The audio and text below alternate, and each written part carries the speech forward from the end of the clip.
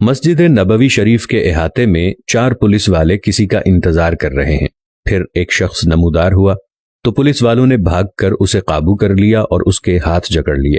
اس نوجوان نے کہا، جناب خدا را مجھے دعا اور توسل کی اجازت دے دو، میری بات سن لو، میں کوئی بھکاری نہیں ہوں، نہ چور ہوں۔ پھر وہ جوان چیخنے لگا۔ میں نے اسے غور سے دیکھا تو ایسے لگا جیسے میں اسے جانتا ہوں۔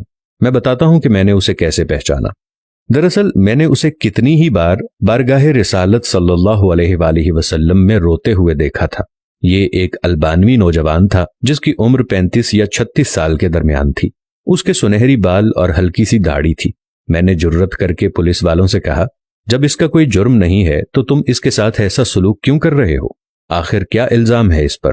انہوں نے مجھے سختی سے کہا، ارے او ترک، تو پیچھے ہٹ، اس معاملے میں بولنے کا تجھے کوئی حق نہیں۔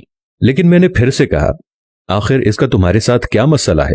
کیا اس نے کوئی چوری کی ہے یا کوئی جرم کیا ہے؟ بتاؤ تو صحیح۔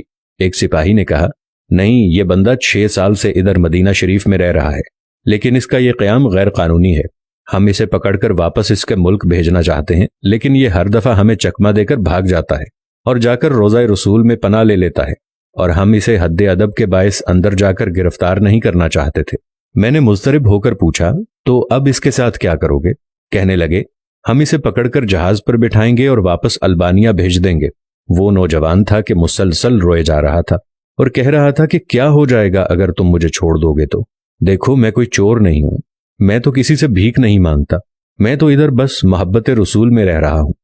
پولیس والوں نے کہا، نہیں، ایسا جائز نہیں، تمہارا قیام غیر قانونی ہے۔ نوجوان نے کہا کہ اچھا، مجھے ذرا آرام سے رسول اللہ صلی اللہ علیہ وآلہ وسلم سے ایک عرض کر لینے دو۔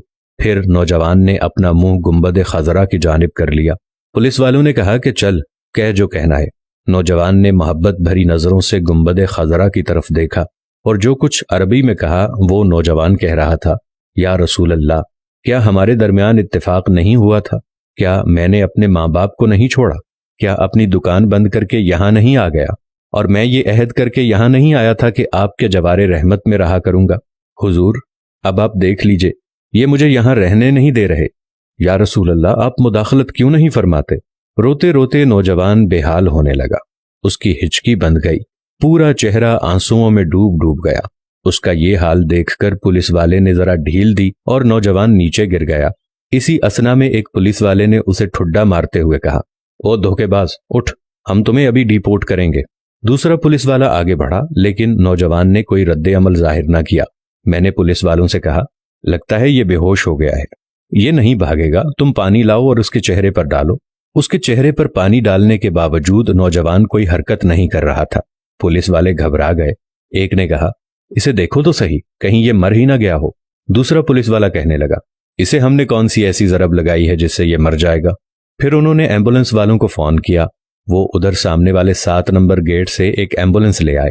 رضاکاروں نے نوجوان کی شہرگ پر ہاتھ رکھ کر حرکت نوٹ کی اور نبض چیک کی تو کہنے لگے، اسے تو مرے ہوئے کم از کم 15 منٹ گزر چکے ہیں۔ اب پولیس والوں کی یہ حالت تھی کہ وہ جیسے مجرم ہوں، نیچے بیٹھ گئے اور رونے لگے۔ وہ منظر بھی دیکھنے والا تھا۔ ان میں سے ایک تو اپنے دونوں زانوؤں پر ہاتھ مارتے ہوئے کہتا تھا، ہائے، ہمارے ہاتھ کیوں نہ ٹوٹ گئے، کاش ہمیں معلوم ہوتا کہ اسے رسول اللہ صلی اللہ علیہ وآلہ وسلم سے اتنی شدید محبت ہے۔ ہائے، ہمارے ہاتھ ٹوٹ کیوں نہ گئے، ہم نے اس عاشق رسول پر کیوں اتنی سختی کی۔ اس کے بعد ایمبولنس والوں نے اسے وہاں سے اٹھا لیا اور جنت البقیع کی طرف تجہیز و تکفین والے حصے میں لے گئے۔ غسل کے وقت میں بھی وہیں موجود تھا۔ میں انہیں کہتا تھا، مجھے بھی ہاتھ لگانے دو، مجھے بھی اس کی چارپائی کو اٹھانے دو۔ جب جنازہ تیار ہو کر نماز کے لیے جانے لگا تو پولیس والوں نے مجھے کہا، ہم نے جتنا گناہ اٹھایا ہے بس اتنا ہی کافی ہے، اسے ہمارے سوا اور کوئی نہیں اٹھائے گا، شاید اسی طرح ہمیں آخرت میں کچھ رعایت مل جائے۔ میرے سامنے ہی وہ نوجوان بار بار کہہ رہا تھا کہ یا رسول اللہ، آپ مداخلت کیوں نہیں فرما رہے؟ دیکھا، رسول اللہ صلی اللہ علیہ وآلہ وسلم نے مداخلت فرما دی اور ملک الموت نے اپنا فریضہ ادا کر کے اسے آپ تک ہمیشہ کے لیے پہنچا دیا۔